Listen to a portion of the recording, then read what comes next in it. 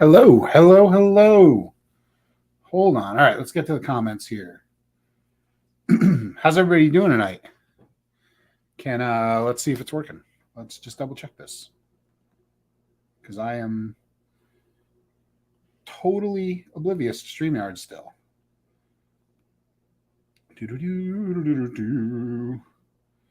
We're live, right? All right, we're live. Cool, it's working. How's everybody doing?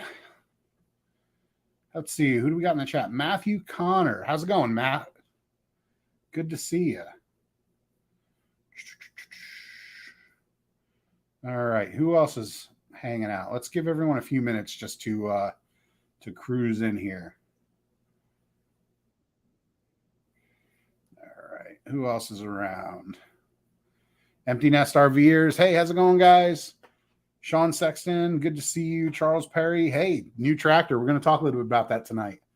We got a few things I want to talk about, and the tractor is one of them. So we're going to be, we'll be talking about that. I like it, though. Short and sweet. It's awesome. Oh, all right. So I guess it's raining outside. That's all good. Everyone else. Is anyone else seeing tons and tons of rain lately? It's been a little crazy here in New England. We've gotten, well, I'll talk about, I mean, we seeded the new pasture like three, almost 4 weeks ago now at this point. And I thought it was great because it was just starting this rainy, wet spell as I got the seed down. And it hasn't stopped since I put the seed down, which I thought was great at first. And now it's just been a little bit rough. So yeah, Robert Bates, good to see you, sir. How is it going? Any mods popping in tonight? I don't know. Better than raining. True. You can maybe see. Yeah, you can see it up there. There's a hole in the ceiling with a P-trap right there. That is our shower, the upstairs master bedroom shower, and it's not been leaking in a long time. That I repaired that probably about a year ago, and I just haven't gotten to doing the drywall work on it. So, but it was raining right there. So, all right. Well, I guess we can. Scotland, trust me. Don't. Yeah. I have a friend. Who lives over in Scotland, and it looks like it rains a lot over there. I feel like every single picture she posts on Facebook with her family is just gray skies. CH sick fish paintings. Thank that is I forget his name. He goes by Rack Art, RAK. And he does like mixed media, like there's some watercolor, some ink, there's just some like Sharpie marker on the bonefish up top. I really like his work. And I got those at a fly fishing show a few years back. I thought about that, Robert, actually, because I mean, a lot of stuff in the house. Actually, we saw, you can't see it up here, but we had a toilet leaking in the guest bathroom, and it's right above me here. And actually, it's the ceiling in this room, and a lot of the kitchen area is 1/8-inch luan with a textured. You can maybe kind of see if I point it up. You can see what's going on there. So that was fun. And there's a little mark up there that I just kind of painted over so you didn't see the water spot. All right, so let's just let's get into it. Where have I been? I just looked today. I've had no videos posted to the channel in 3 weeks, and that's not normal for me. It was when my hat's all cockeyed. It was a little normal for me when we had Madison back at the beginning of March, and I took a few weeks off there, tried to get some stuff going again, and then I've just been super, super busy with pig stuff. It's not a problem of filming. I've actually got 3 videos filmed and ready to go. I need to sit down in front of the computer and edit, which is why I just kind of North Sea. The only Matt, is anyone else watching from the North Sea? The only North Sea I know is Frozen from Emma. I know, Robert, and I apologize for that. So really, it's just been, I've been super busy. I've been kind of getting back into the swing of things. Like I said, I've got 3 videos filmed. I've got a couple videos on pig stuff. I've got a video on the tractor, what we've been doing with that, and kind of showing you guys where we've been and what we've been doing. When I got the tractor, I also kind of switched up a few things with filming. As you can see here, I've got a little wireless transceiver on top of the microphone. You can see my little thumbnail reminder right there. But I'm using a wireless mic setup now, which has been, I like it. It's not, there's nothing wrong with it, but the issue I'm running into is like, it's hard to, if I clip it here on my neck, like, or my shirt, like most people would recommend, every time I turn my head, the beard makes a whole bunch of noise. And that's been, it's been some growing pains there. Some video that I've shot, and just haven't been happy with the audio quality on it. So it's kind of like gone back into like a bank where, you know, all right, well, I'll use it as part of a larger video talking about the whole process. And I've got to record some voiceover. You can see I've got my mic right here that I use for doing that sort of stuff. But so that's kind of like, I've been trying to find the way on videos the last little bit. I'm probably going to sit down tonight and edit a video for the next couple of days about the pig fencing, getting them all set up. But the pigs have been good. Turkeys have been good. It's really kind of just been, you know, I'm starting to get to the point where I'm going to be able to sit down in front of the computer a little bit more, because a lot of the infrastructure for the year is built. First batch of meat birds is processed and in the freezer, and I'm back into a little bit of things that I know and I'm more comfortable with. So the first thing I wanted to talk about tonight was some changes that we've made to our pig program this year. Trying to future-proof ourselves a little bit and, you know, take a little bit of the, I want to say, worry out of the equation. Anybody who raises animals that's watching the stream right now, you know, probably the biggest input lately and the biggest fluctuation has been feed prices. I mean, we went from paying around $450 a ton a few years back to, we're seeing feed prices for hogs this year going as high as, you know, $600, $700 a ton. I know some people that are paying even $800 a ton for non-GMO or organic. And it's wild. That's crazy pricing. It makes it hard to, if you're selling your animals at the end of everything, you know, really turn a profit on. So what we decided was, and I've been trying to do this for the last couple of years, and it finally just materialized. We were able to find somebody local who lives relatively close, within 30 miles of our front door.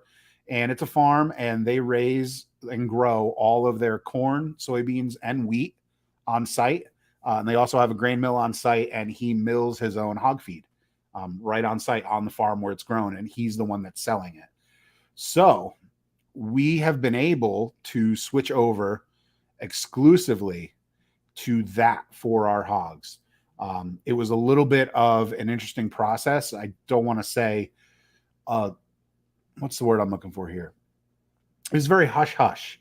A person who I know who feeds their hogs that feed, they contacted me. I told them what I was looking to do, and they contacted, this was last year, and they got me in essentially with this farmer. The farmer had somebody leave and wasn't going to buy hog feed from them anymore. So they had an opening, and I was able to jump in, and now I'm able to purchase my hog feed by the ton for a decent price. But I know that it's local. There's not random corn and random soy from all over the country being thrown into a hopper, ground up, and fed to my animals. It's local, which is cool. Reduces the carbon footprint on everything, and you know, is really kind of, to me, a better, more ethical way to do it. Something I'd like to continue doing. So we're going to keep doing that and enjoying that. The flip side to that, and something that I encountered on Facebook already, is because I put up a post about it. I showed the tractor holding the load of feed. And somebody asked a couple people asked point blank, well, where are you getting your feed? I'm local. I want to do this too. And I wouldn't say, and it ticked some people off. And I guess I kind of explained it there, but I'll re-explain it here for anybody that didn't see it. The farmer that we're buying the feed through is very limited in their capacity. It's New England. It's mountainous. The ground is rocky. Getting wide open 100-acre fields of corn and soy and wheat on one farming operation is very uncommon. And that is not what this person has. This is a small family farm. The family has owned the property for over 170 years, and he is not interested in growing huge. He would rather supply a select number of local farmers what he is providing. And that's kind of where we're at. The fact, if I was to go and blow this guy up and a whole bunch of people started showing up looking for hog feed, it may tick some of the people who've been buying hog feed for much longer than I have off. And I'm not about to kind of do that sort of thing in the community. So unfortunately, if you do want to know where I'm getting my hog feed from, I can't tell you. If you would like to do it yourself, by all means, give me your information. And if I hear of a spot coming available, I will pass that information along to you with the farmer's permission. That's kind of how we'll leave it there. But we are really excited to be feeding the pigs this. It comes with a little bit of changes in the processing. It's a mash. It's not a pellet. So we need to wet it and get it good and soft and kind of let it ferment overnight. I actually, after I jump off this live, I'm actually going to have to go outside and do that because I didn't do it earlier today after I fed them. But it's been good. We're really happy to be able to say for 2023, at least, that all of our hogs have been fed a locally grown hog ration, which is cool. Oh, Robert Bass, do you feed chickens black oil sunflower seeds? Saw a YouTube creator doing that today. We don't. Black oil sunflower seed is very high in protein. You're looking at right now the cost of black oil sunflower seeds, at least the hulled versions that you're gonna buy in the store. You're looking at like $30, $29.99 for a 40-pound bag of black oil sunflower seeds. You can do that. You're going to get a nice, really high protein content out of them. But if you look at like what a standard layer ration is, which is going to have corn, soybeans, wheat in it, wheat middlings, it's going to have your mineral mix right there. Not to say that you can, most layer rations out there are going to be a complete nutrition for your chickens. And if you're looking at $30 for a 40-pound bag of black oil sunflower seeds, or between $18 and $20 for a bag of a complete layer ration with your calcium supplement, corn, soy. If you're not against the soy thing, if you're fine with using soy and corn for your chickens, you get away with a much better price, per egg that you get laid. If you're using a standard layer ration. But the black oil sunflower seeds are great. If you do need to boost protein content in your chickens, like whether they're molting or whether they're having some other issues, black oil sunflower seeds are a great way to go. They are pretty cost effective when you start factoring in getting into like a 22% feed or higher 22% protein. Those feeds can cost more expensive. I know Nutrina makes a feather fixer, they call it. And I don't know, I think it's like $23 for a 40-pound bag, which is not super expensive, but it's not cheap either when you can just buy a 40-pound bag of black oil sunflower seeds and add that to your standard layer ration. So that's kind of my take on that. But you know what? I'm kind of settling into the attitude that people want to raise their animals, certain way. And far be it for me to tell them, they should or shouldn't. I do get a little bit feisty if people are taking an unethical route, which you'll see a video coming out soon. There was somebody posting about something on Facebook, and they were selling their birds as pastured, but I didn't think that necessarily what they were doing was fairly ethical. It involved fattening crates. I'll just leave it at that, where they would take the bird for the last week of its life and put it in a barn in a crate and feed it there, but still sell the bird as pastured because it had lived most of its life out on pasture. We'll talk about that. That's an upcoming video. So, no, that's cool, Robert. Definitely ask. I mean, I might have gotten off a little bit in the weeds there on that question. I could geek out on chicken feed all day long. There was quite a stir amongst chicken owners and chicken feed with a certain brand the last 6 months or so, and it ended up, as most people many people surmised it was not necessarily as big a deal as people were making it out to be. And that's kind of what happened there. So always ask questions. Seven Stands Farm. Hello. How you guys doing? From North Carolina. Good to see you tonight. McLeary Farms. What do I use? Wait a minute. I think I can actually click on this, right? Yeah. Oh, cool. Check that out. What do you use for editing software? I use Final Cut Pro. I'm a Mac guy. I have been I think 2010, I switched over to Mac from PC. And that was for photo and video editing. I was big into photo back in the day. Before I got into the YouTube farming side of thing, I did a lot of photo editing, photography and things like that. And it was Final Cut is a Mac product. It's made by Macintosh. It's a professional video editing software. It is a buy once, cry once situation. I think I paid $360 for it, and it's a one-time license. You buy it one time and you have it for life. So, but Final Cut Pro is a great one. If you're on Mac, if you're not looking to spend money, Windows Movie Maker, iMovie, which comes with, I think it even comes on iPhones now, is a great software. It's fairly powerful for what it is, and you can do a lot of stuff. If you're using if you're using a PC, Adobe Premiere, there's a few different professional ones over there. Adobe Premiere is kind of the biggest one, the most commonly used. But there's also other softwares, something like DaVinci, which offers both a free and a paid version, I think. There's a few others as well. But I use Final Cut Pro. That's kind of where I'm going. Living on an island in southeastern Massachusetts, got to make sure I check everything out ahead of time. Yes. Especially being on an island. I know whether you're taking ferries in or boats in, or you have a bridge, hopefully that makes life easy for you. But yeah, I mean, once you start getting into those metropolitan areas, it can be pretty tricky to you see the prices of stuff going up, and there's more people that have chickens and your supply is less. And if somebody says, oh, there's going to be a shortage on chicken feed, you could have lots more people going to the store to buy feed. So definitely keep that in check.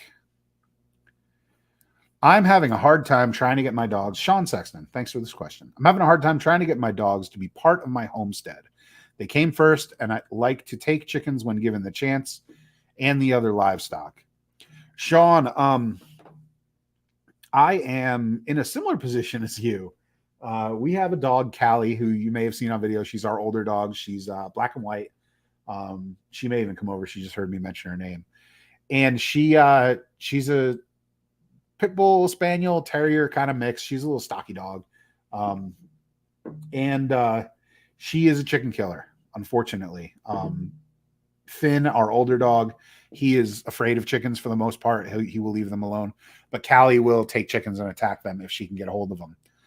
What we have found that we need to do, and she doesn't really bother with anything else. Like Callie doesn't have a problem with the pigs, and I'm sure she would have a problem with the turkeys if the opportunity arose. What we've had to do is move to electric poultry netting, which is our plan all along, mainly because of the predators that we have in the area.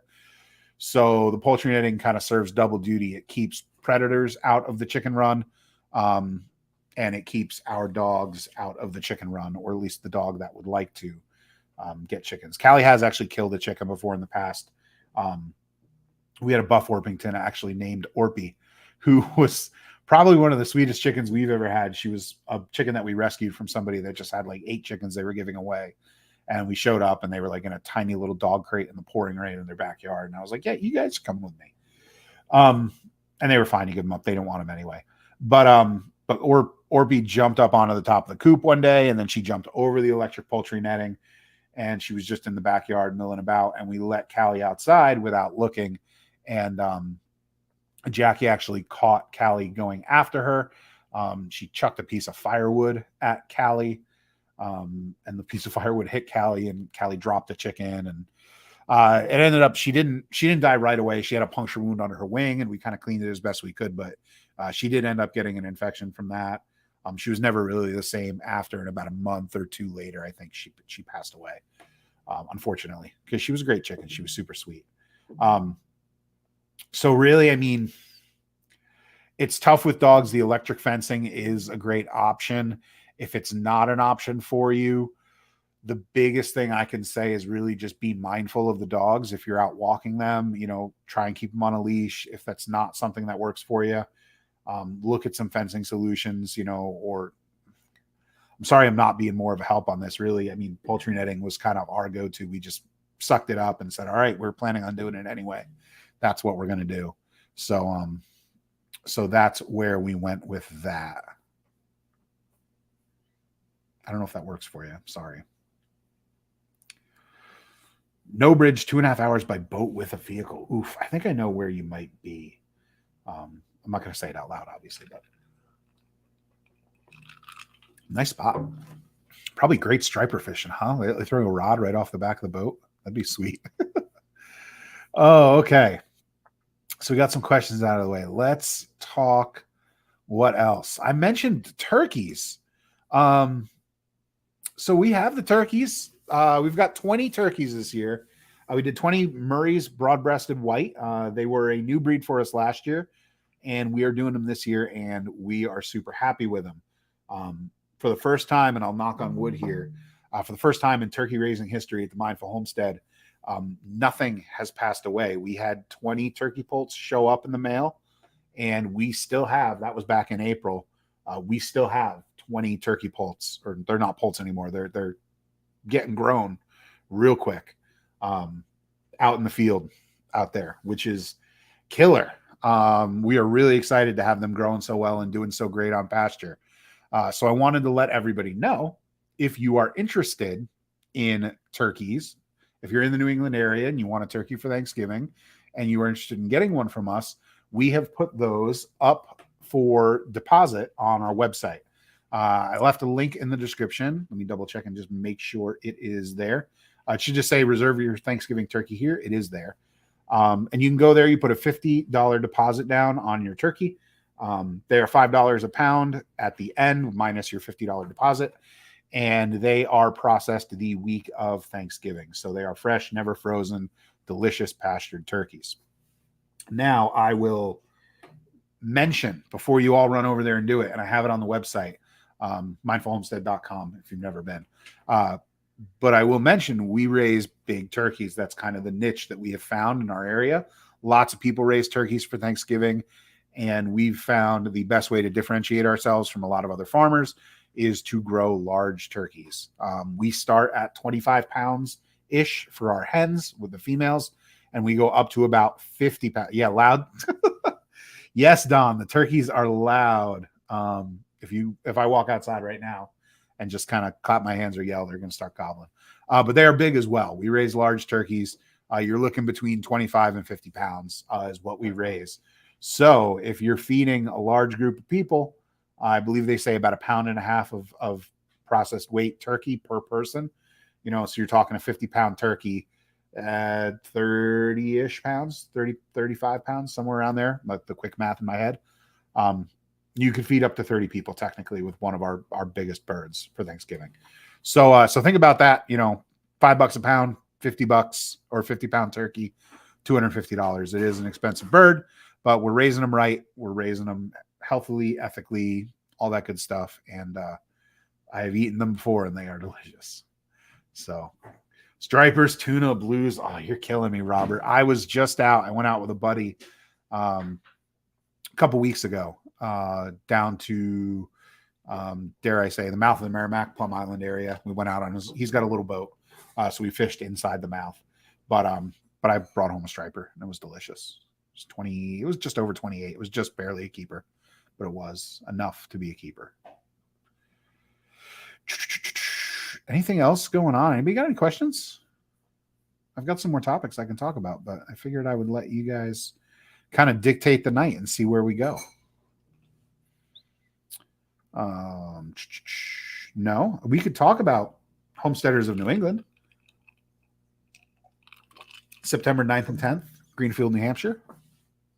If you're in the chat and you came to the Homesteaders of New England fall gathering, type 1 in the chat, I guess we'll say. That's a streaming. I guess that's a gamer thing, but type 1 in the chat if you came to the Homesteaders of New England fall gathering last year. Grit and Grin Terriers and Lurchers. What's a lurcher?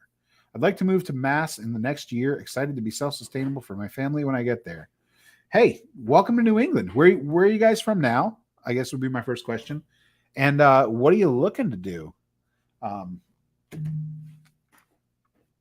We're happy to have you. One, of course you were there, Don. You were the videographer. If anybody hasn't seen Little Mountain Life before, Don and his wife Natalie and their two kids, they've done a pole barn conversion on a house, or I guess on a pole barn. They converted a pole barn into a house down in Virginia. Very cool channel. Don's chronicling that whole thing, and I consider him a good friend of mine. So, Silver Spring, Maryland, close to Washington D.C. Cool. I guess I would say just before you move to Mass, not to slam Mass, but there are some laws down there that make homesteading a little tricky. The politics in Massachusetts are definitely different than some of the other states in New England. And I don't talk politics on the channel. I try not to. I have my personal political beliefs, but I feel that politics in general, everyone is entitled to their opinion. We live in the great country where we have a method of forming laws that largely favors input on both sides of things. You know, obviously there's the sway back and forth. But I would suggest, you know, before you definitely settle on Massachusetts, there might be some things in New Hampshire, Vermont, Maine that also could kind of woo you in another direction. I would do New Hampshire or Maine versus Mass. Yeah, Robert, I tend to agree with you. I mean, I moved up here. I moved to New Hampshire in 2002 from New Jersey, right when I turned to 18. And I never left. I see no reason to leave. I'm in a pretty good spot. I will say, just as like things I like, no income tax, no sales tax, very free as far as what you want to do, whether it's off grid or firearms laws or things like that. You know, it's definitely a little bit purple these days. I would say it's a little bit more down the middle of the line, but it's pretty good overall. I moved from New Hampshire to Mass, and I'd rather be in New Hampshire. Yeah, I agree with you there. Speaking of which, I think you're new to the channel. I don't think I've seen you before. Nice to meet you. What's your name? What were you watching? Yeah, I used to live way up north in New Hampshire. I lived up in the Lincoln area by Franconia Notch, and lived up there as long as I could, kind of doing the ski bum thing. And it's great, but it's tough to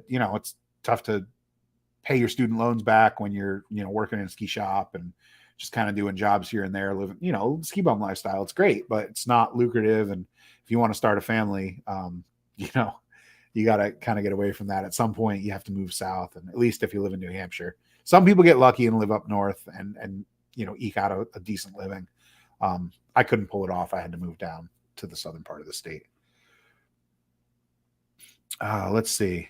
Stephen Thomas, your channel's been very helpful. I'm looking to start raising chickens, pigs, and sheep in the next couple of years after a work contract is complete. So thank you. Well, thank you, Stephen. You sound like us. We started with chickens and got into pigs, and we're going to be doing sheep in a couple of years. We're really excited. I think we've settled in actually on a sheep breed. I'm not gonna. Whoa, somebody's FaceTiming me right now. Cannot do that. Hang on. Whoa, that was weird.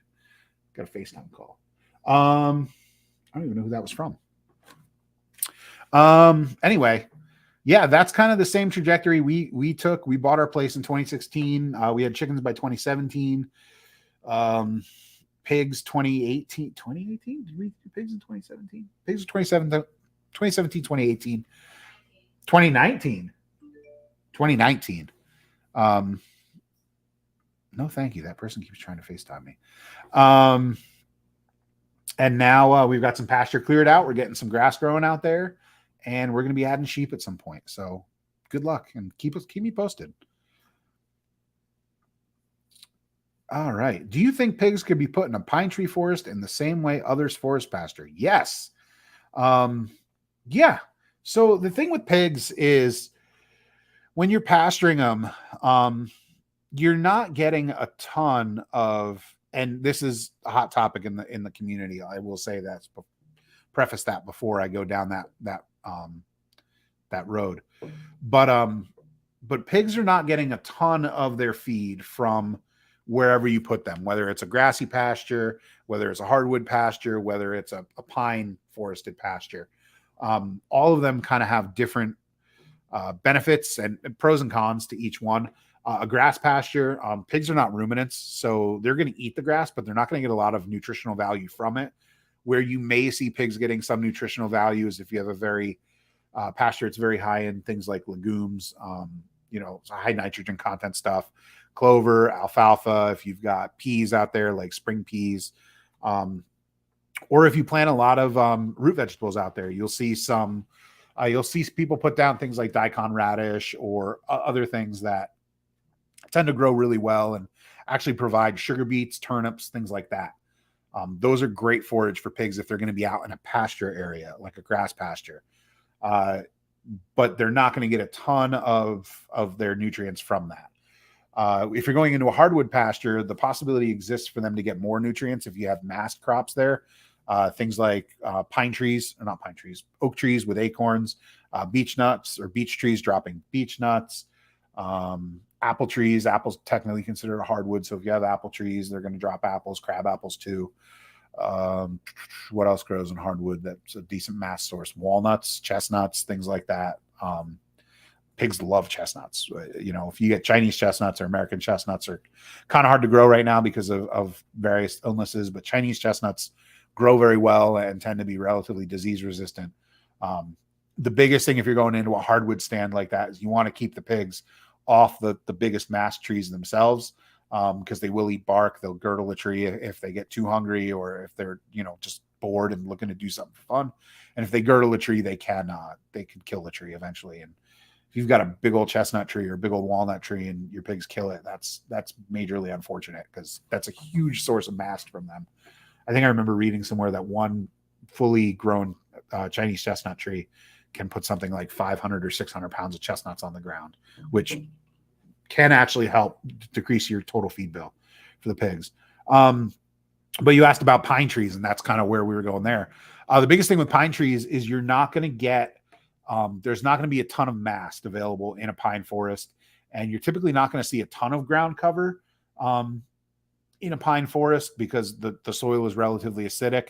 You'll see ferns, you'll see things like blueberries in pine forests, and it's largely a case-by-case basis, so I wouldn't go so far as to tell you it's a great idea or it's a bad idea, but the pigs will do just fine themselves. They'll enjoy it. They'll enjoy the shade. They'll enjoy running around, and you do have the possibility if there is a lot of like kind of scrubby underbrush in there, they'll clear that out for you and give you more open forest, which will in turn work better for things like deer or other, depending where you live,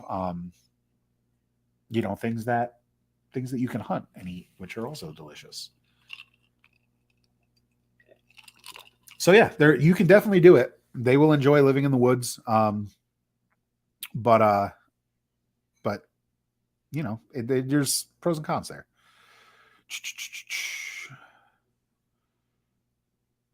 Ryan, hey, thanks, Ryan. I thought you were saying Ryan, your vids are great, and I was going to say my name's Jack. And then I just remembered I'd asked you to tell me your name. Keep up the fun stuff. Thank you. Been my whole life so far in Mass, but I want to grow true homestead, and Mass is not that state right now. Yeah, it's you can do it. It's just you got to be happy there to do it. Wait, you were ski bum? How are the knees? Not good, Robert. I don't talk about it a lot. But yeah, I got skier knees. I was a Plymouth State kid and worked at Lahoots up there back in the past. Anybody who's been to Lincoln, New Hampshire probably knows Lahoots. It's the oldest ski shop in the country.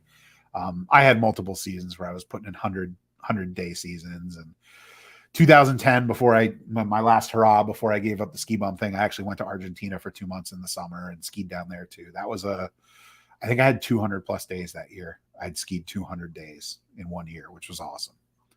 So, want to raise squab and Muscovy runner ducks? You want to, or you want me to? Squab are cool. Not a lot of people are doing them. They're a great source of food. It's a little bit weird. People in the United States have kind of there's like an aversion to some foods, and I don't necessarily understand it. we had goat sausage tonight, actually, from my friends Chad and Deb over at Life and Liberty Farm. Chad Mills, he's a speaker at the Homesteaders of New England event. We haven't decided what he's going to talk on this year. Maybe I'll have him talk on raising goats for food. But he sells goat sausage, and I hung out at his farmer's market booth today for a little bit. We were going there specifically to pick up some goat sausage to eat for dinner tonight because we like it. And I had like 4 or 5 people come through, and he was trying to sell the goat sausage, and I was trying to sell the goat sausage, and people didn't want it. It was like they would buy lamb sausage, which honestly, in my opinion, had more of a gamey, like weird taste to it than the goat sausage that he was trying to sell. And people just were not into it. So I say, if you want to raise squab, go for it. I mean, there's definitely a market out there for it. And, if you want to just raise it for yourself, hey, even more power to you. Muscovy ducks, again, same deal. They're big ducks. A lot of people raise pecans. But Muscovies are pretty cool. They have their own host of benefits. They're great mothers. They grow nice and big. They maybe grow a little bit slower to a big size than a pecan would, but I believe with Muscovies, you're going to have a whole lot less health issues than pecan ducks, which are kind of I shouldn't say they're the Cornish cross of the duck world, but they kind of are. And then runner ducks, cool. Yeah, runner ducks are great. We have one runner duck on our farm and named Bluey. She's a blue runner, and she's great. Nothing really, there's nothing crazy with her. She likes to drop her eggs wherever. Another question from Grit and Grin. Do you ever deal with coyotes where you are? Yes, we do. We have coyotes. I've got a game camera out back, and I have seen coyotes on camera quite frequently back there. We've seen them within 10 feet of the electric netting. We had actually a 35-inch snowstorm this past March. And at one point, a coyote realized because the snow was so deep, it could hop right over the electric fence. So we had a few nights where we had a coyote. You could see the tracks right in the snow. That it was a coyote coming in, and it stole a few ducks. So we were locking everyone up until that snow melted. So we do deal with them. I don't actively hunt them. If I'm out hunting on the back of our property and I see a coyote and I have the ability to shoot it, I will. But I don't actively go out coyote hunting, and I try to take, tons of them. I don't put out bait. I don't use calls or anything like that. New Hampshire does have an open season year round on coyotes. So we have a big problem with them. You can shoot a coyote any time of year with no tags, as long as you have a hunting license. Actually, on your property, you technically don't need a hunting license in New Hampshire. You're allowed to hunt and just use tags. They send them out in the Hunters and Fishers Digest every year, where if you're a property owner, you can use it. But you're allowed to shoot them daytime, any time of the year in New Hampshire. And we have a night season that goes from January 1st through sometime in March, I believe. I forget. But you can hunt them at night as well, which a lot of people do. I agree with you. Pigs are monogastric and will get some stuff like mast, grubs and worms, mushrooms and stuff, but must have a good feed. Exactly. This is something I discuss with people a lot on the internet that think you can put a pig out on grass and it's just going to get all of its food from grass. There is a guy up northern Vermont, Walter Jeffries is his name. He claims to raise pigs on his farm that get 90% of their nutrition from the fields. He doesn't give them any supplemental feed. They get their field. They get like 7% of their diet from milk and 3% in the form of just like bread and treats, as he calls it.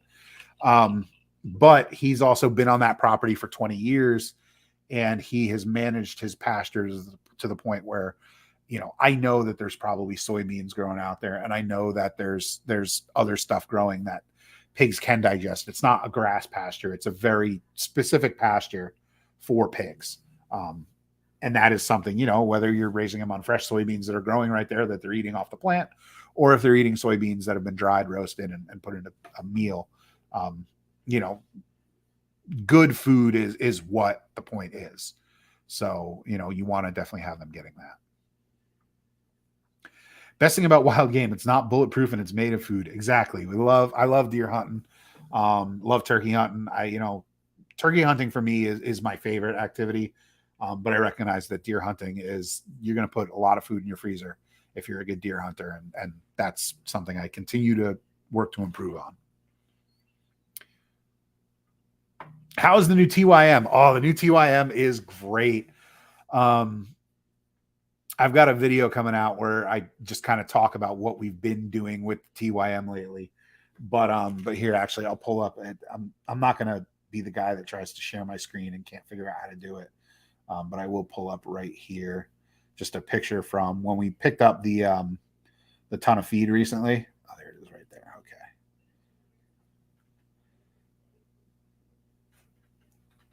There you go. You can see I had a ton of feed in the back of my truck. Oh, somebody's visiting the Hone website. I had a ton of feed in the bed of my truck, and the tractor was able to lift it right out and put it in the garage, which in the past, I mean, that would have been 50 bags or 40 bags of 50 pounds each on a pallet that we would have to load by hand into the garage. Whereas with this, it was as simple as putting the forks on, driving up to it, lifting it out, and putting it in. It's great. 2 days ago in the heat, it was like 95 degrees here. And I was out just working with the tractor, doing some stuff, fixing the driveway. It's awesome. I have no problems with it so far either. I watch Bambi walk down my driveway every day. It tastes really good in the fall. No predators here for them. Yeah, on some of the islands out there, it's really cool to see. We have New Hampshire, they call it the Governor's Island hunt, where it's a special draw. If you want to go hunting for them on Governor's Island, there's a lot of deer down there and no predators. Charles Perry, I'm in East Tennessee and hope to start with some pigs soon. I have 5.5 acres. I also want to raise some chickens. Do it, man. Do it. 5.5 acres is perfect. Keep them rotating. Don't go too heavy. I don't know if I would try to do 10 pigs on 5.5 acres, but you could definitely do 3. Pick like 1, 2, or 3. Pick 3 acres and run 2 pigs on 1 acre each year, and then keep flip-flopping.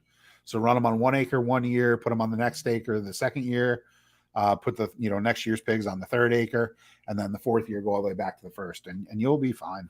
You won't have smell issues. You won't have, they won't destroy it and ruin it, turn it into a wasteland. What sheep breed? I've decided on Columbia. So I'm pretty sure we're going to be going with Romneys. Our pasture out there, we logged it 2 winters ago now. And I've been keeping an eye on it just to kind of see what it looks like as far as moisture content goes, because for sheep and goats, hoof rot is very real. And it's a possibility if you're putting them in wet areas. And Romney, it's actually the Romney Marsh sheep is the full name. Romneys are pretty tolerant of foot rot and pretty resistant to having major issues from it. So I think that's what we might be doing. I'm not 100% sure, but the people who bought our tractor, actually, they raise Romneys, and I've had some really cool discussions with them. Do you think I can keep my chickens near my pond? I have a 1/2 acre pond with 1/2 acre of land around it, all fenced in. Was wanting to use. Yeah, totally. You can totally put your chickens around the pond. Don't go crazy with your stocking numbers there. I would think maybe 15, 20, maybe 25 would be pushing it. Because with the chicken manure being as nitrogen rich as it is, runoff into the pond is a real issue, and you could end up with algae blooms from all the nitrogen that ends up in the water. But you're not going to have any issues. Chickens won't go into the pond, or at least they shouldn't go into the pond. Chickens can't swim, obviously, so they will sometimes drown if they end up in water. But they're smart enough typically where I don't think they would just haul butt into the pond and end up drowning. So Tilted K. It used to be Tilted Kilt Homestead. Is that right? Tilted K Homestead. I think that's Tilted Kilt. Hey, Mindful Homestead, how you doing? The gathering is coming up soon. Excited? Yes, excited, but also a little bit stressed, man. Yeah, that's a perfect segue. Let's talk a little bit about the Homesteaders of New England conference. So Homesteaders of New England was something we started as an official group last year. We did the first Homesteaders of New England fall gathering. It's a Facebook group as well, which if you go on Facebook and you just search Homesteaders of New England, there's 2 things that'll pop up. One will be the Facebook group, and the other one will be the Facebook page for the actual organization. Like the page, but join the group. There's a couple questions. Make sure you answer them. But it started just kind of, the group started as a place where people could ask questions and talk about things that we deal with here in New England, 35 inches of snow, coyote populations on the rise, dealing with forested land and rocky land and stuff that is not, out in the Midwest where you've got miles and miles of flat land with grass on it to raise your animals. So that was kind of like how we decided to go about starting the Homesteaders of New England Facebook group. It had been around for a while before, and then it was deleted by Facebook in the Great Purge. And I restarted that. The person that had started it originally stepped out. They didn't want to do it anymore. So I kind of picked up the ball and ran with it in that regards. Last year we decided to host the Homesteaders of New England Fall Gathering, which some of you attended. And the point of that and the reason why we did that was I had gone to Homesteaders of America the year before down in Virginia, and it was great. I had a blast. I went back again the next year, and I'm going back again this year. But I found that there was definitely like a disconnect in many of the speakers that were coming from the South who would go to Homesteaders of America, talk about what we were doing there or what they were doing there. And when I thought about how I could transfer that back to New England, it was kind of like, well, that's not really going to it doesn't transfer. I remember somebody was talking about beehives, and somebody asked, what do they do for their hives in the winter? And they said, well, I don't really do too much because it doesn't get that cold. I just kind of let the bees come and go. And I don't have bees, but I know in New England, it's a little bit more involved to take care of your hives in the winter than that, not doing anything. So that was kind of it. It sparked the idea, and I spoke to a few friends of mine, and they said, go with it. So we did it. We did it in 3 months the first year. I had about 400 people turn out, and it was awesome. You guys, the Tilted Kilt Homestead, just Tilted K Homestead. And listen, we met at the gathering last year. There, you know what? I don't know if you guys know, there is also a Tilted Kilt Homestead out there somewhere, and I didn't know. I was confusing you two. You guys should meet. But yeah, we attended last year, and it was a great event. We learned so much. Really, that's kind of what my goal is with it. Is I want to make it a place where you can learn, you can talk to other people, and we can all kind of focus on things that matter here in New England. So we've got some awesome speakers this year, which I'm really excited. So as far as, let me pull this up here because I always forget and I need a list in front of me. Where is my flyer? There it is. Okay. Who do we have this year?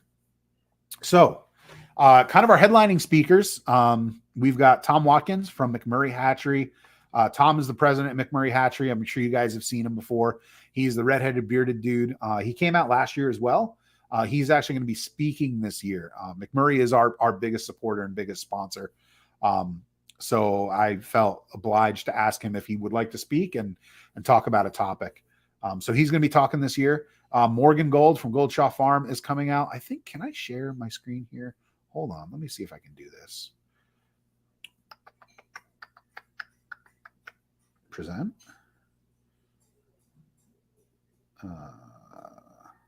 Share screen.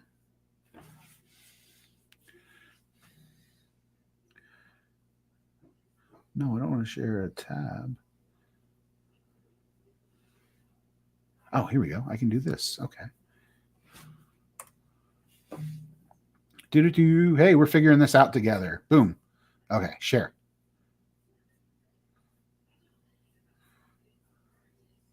Let's get that right there. All right. I think you guys can see that.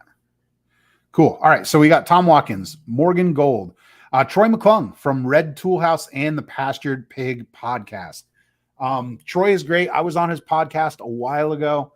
Super knowledgeable guy, super into pastured pigs. And this was a fun thing. And this is something I'm really interested in because some people have said, well, Troy's not from New England. He's from West Virginia. But Troy is raising his hogs on a very varied terrain. He lives in a holler down in West Virginia, which is very similar to some of the more mountainous regions in New England, whether you're looking at the Berkshires out in Western Mass, the White Mountains, the Monadnock region where we live in New Hampshire, the Green Mountains in Vermont. You've got more Adirondacks up in Maine. you deal with uneven and varied terrain here in New Hampshire. So Troy is going to actually be speaking to raising pigs and fencing hogs on varied terrain. Eli Mack from Mack Farms in Pennsylvania. Eli's a great guy. And what really struck me about him was Eli runs an intensive rotational grazing system for his cattle, and he rotates his cattle every single day while working a full-time job, 5 days a week. He moves his cows every morning before he goes to work. So he's actually going to be speaking to how to optimize your systems on the farm, specifically rotational grazing, while you work a full-time job for real people, essentially. Because we're not all full-time farmers, which is so true. What do we got? Let's hide that real quick so you can see the bottom here. We've got Emily Macares, who is a local person I know. She owns F Word Farm, which is all about fermenting. She is super knowledgeable in almost every single aspect of making koji fermentations, of making vinegars and things like that. So she's going to be talking on fermenting. And Rich Giordano, if you came last year, you know Rich. He did an awesome talk on seed saving. Rich is going to be doing some more talks this year. We haven't decided what. He's also going to be doing a foraging walk each day, which I'm really excited because I've been on a foraging walk with him recently, and it's super cool. Like, we didn't even leave the parking lot where the foraging walk was, and we spent probably half an hour looking around and looking for fun stuff that you could eat and gather, which is super cool. Then we've got a whole bunch more people too. If you go to newenglandhomesteaders.com, it's not homesteaders of New England.com. It's actually newenglandhomesteaders.com. You can see the full lineup if you go to the speakers tab, which we're really excited about. But yeah, the fall gathering, $25 for the weekend. I wanted to keep it super accessible for people. 16 and under, I believe, is free. You do have to get a ticket for those that are 16 and under. But adults, $25 both days. That gets you in to all the speaking events and everything we're going to be doing. Big shout out to our sponsors while I'm here. Obviously, Murray McMurray, huge sponsor of the event. Kenko Farm Fence Supplies out of Pennsylvania. Blue Seal. Layman's stepping up big. We're going to have a bunch of door prizes from some people. Central New Hampshire Trailers and Equipment, where we got our TYM. And Porcupine Real Estate. If for anybody interested in moving to New Hampshire, they are a great resource about moving to New Hampshire. They know a lot about the local laws and all sorts of good stuff. So yeah, that's Homesteaders of New England. If you have any questions on that, just drop it in the side there. Let's see. Let me catch up on the chat here. What area? East, West, Central, Portland. So Central, Eastern. Oh, here we go. Okay. Nelson. Just bought 10 acres in Connecticut. I found your channel a few weeks ago. Well, thank you for finding the channel and watching it. I'm glad to have you here. And can't wait to start homesteading next year. Awesome, dude.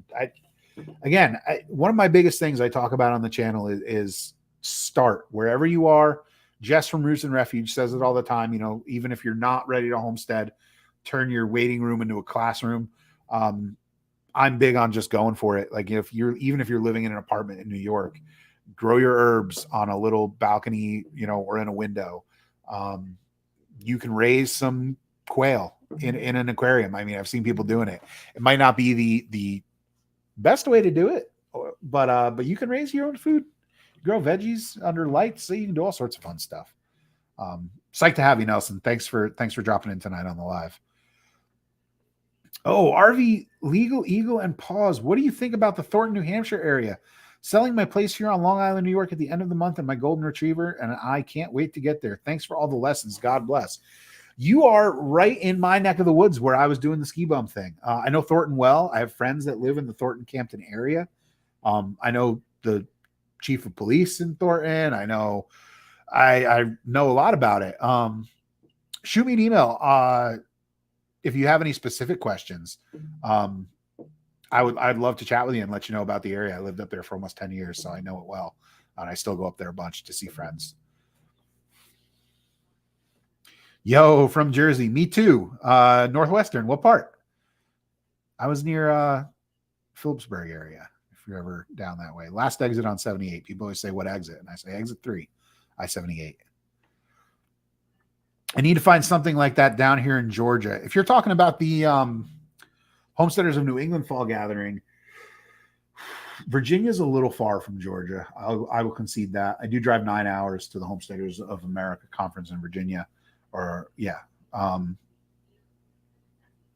was the Gulf Coast Homesteaders meetup in Florida, but that has since gone away. I don't believe they're doing it anymore.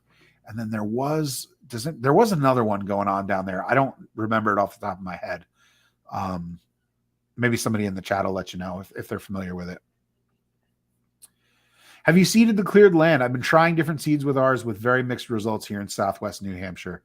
Yes. I mentioned earlier in the live that I got seed down on it literally the Friday that it started raining.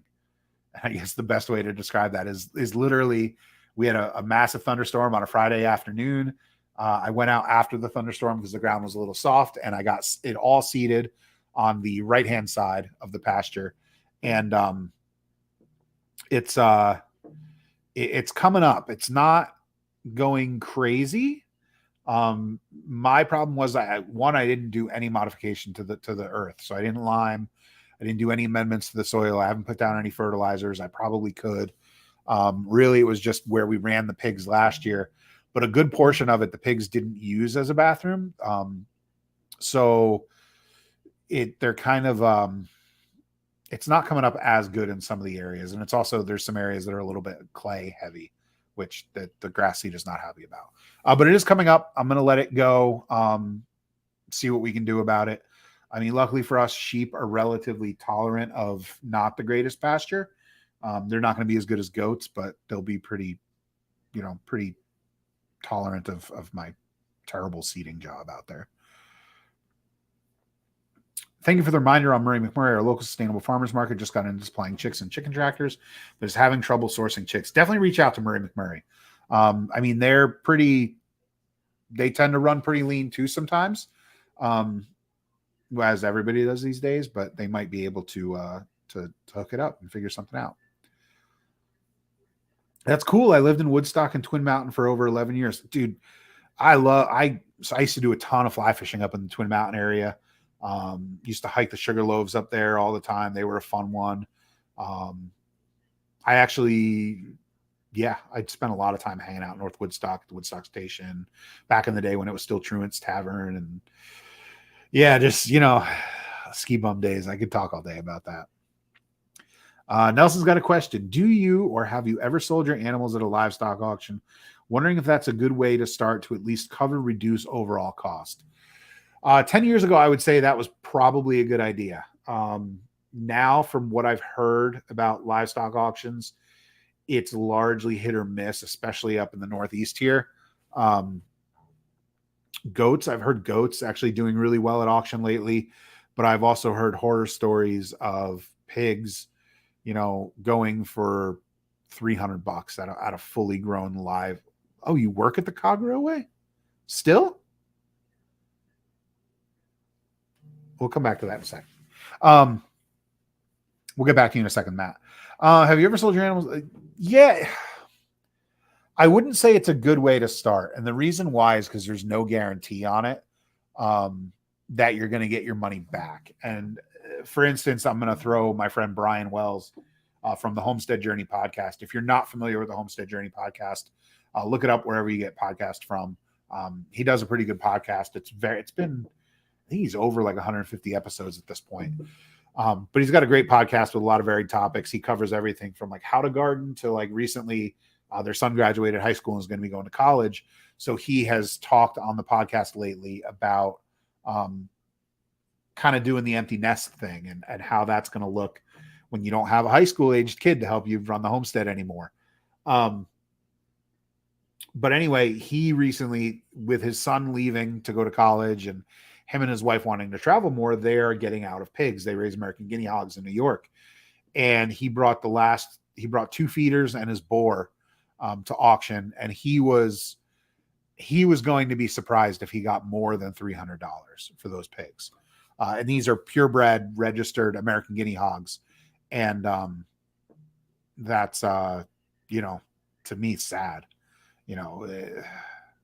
Those are beautiful pigs and they're going to go for $300. And, and that's because he couldn't just sell them alive anywhere else. He was having a really hard time. So yeah, what you said right there, auctioning animals is a total crapshoot. You are relying entirely upon who shows up that day with cash in their pocket to buy an animal. It could be a whole bunch of people that are looking to get a cheap animal for a pig roast. It could be, somebody that's looking for a really well-raised animal that they're going to pay top dollar for. But if that's the case, you need to have another person that's also looking for a well-raised, delicious animal that they'll pay top dollar for, and you need them to go at it. If they're not, if they don't start going at it, or, if there's just two people looking for that sort of thing and there's two animals up that are that item, that are what they're looking for, one's going to buy one, one's going to buy the other, and the price is not going to get jacked up on you. So I would be really hesitant in saying to use an auction as your, as a starting point for you. Work at the Cog Railway, and I asked if you're still there. No, retired now, back in Central Mass doing the Homestead thing. Cog Railway's cool. I don't have it on the computer right now, so I can't show you. But we used to skin up on our skis and ski down either the ski trail next to the Cog, or we'd go out to Ammonoosuc Ravine and cruise down there. It was always fun. Grew up just outside of Newark, Garden State Parkway, exit 143. I'm a little further northwest now, but looking in VT, New Hampshire, Maine. You probably weren't very far from me. My family, my mom, her family is in Saddlebrook, Woodcliff Lake area, and my dad actually grew up in Passaic, New Jersey. And then we lived out in Phillipsburg, way out near the PA border. That's where I grew up. But proud to say both my parents together, they're still married. They just moved up to New Hampshire last summer, which is pretty cool. Glad to have them there. Well, hey, it's been an hour and 2 minutes. I guess I'll say last call here on any questions before I wrap this up. When I was there, it was all steam still. Yeah, the steam engines were cool. They don't run those anymore. There's a new guy who owns it. I guess he's not really making friends with a lot of the locals up there. He's talking about putting in a hotel. Built-in babysitter. Hey, you know it. They come down. They actually come down one day a week to watch Emma and Madison. My mom comes down on one day, and then Jackie's mom takes over the other days because they live nearby. It's nice having the in-laws and my parents nearby. So cool. Well, hey guys, thanks for coming by the live tonight. Like I said, look for some videos in the next. Hopefully I'll get 2 videos out this week. I'm gonna bust my butt to get it done for you. And then Homesteaders of New England, September 9th and 10th, 2023 in Greenfield, New Hampshire. NewEnglandHomesteaders.com for tickets for that. And if you're in New England and you'd like to get a turkey from us, you can also do that. MindfulHomestead.com. I will touch on this real quick. How's the sugar house planning coming? It was coming along great, and then we had a baby. That's all I'm going to say. We had a baby in March, and things went out the window on the sugar house. I still ready to, start working on it. I just haven't yet. So maybe lumber prices will come down by then, and I won't have to build it out of pallets. So, all right, guys. Well, thanks everybody for coming, and we will see you later. Bye.